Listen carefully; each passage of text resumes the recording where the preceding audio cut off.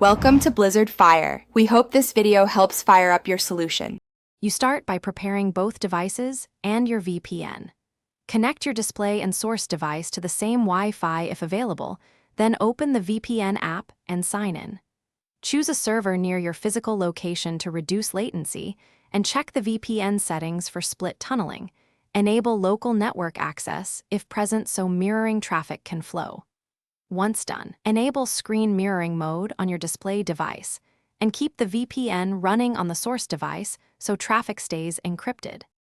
Now you initiate the actual mirroring while the VPN is active. On your phone or laptop, open the cast or screen mirroring control and scan for the target display. If the target doesn't appear, return to the VPN app and temporarily enable split tunneling or allow local network so discovery packets can pass. For more advanced setups using a VPN on the router, confirm multicast or port forwarding is enabled. Otherwise, the devices can't discover each other, even though traffic is routed through the VPN. Finish by starting the cast and verifying video and audio sync.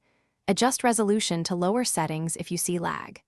If the connection drops or the display is not found, first turn off the VPN and confirm mirroring works locally, then re-enable the VPN with split tunnel enabled for local discovery.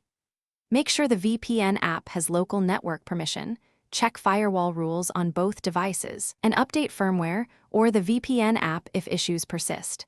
These steps resolve most problems quickly. Thanks for watching. If you found this helpful, don't forget to like and subscribe.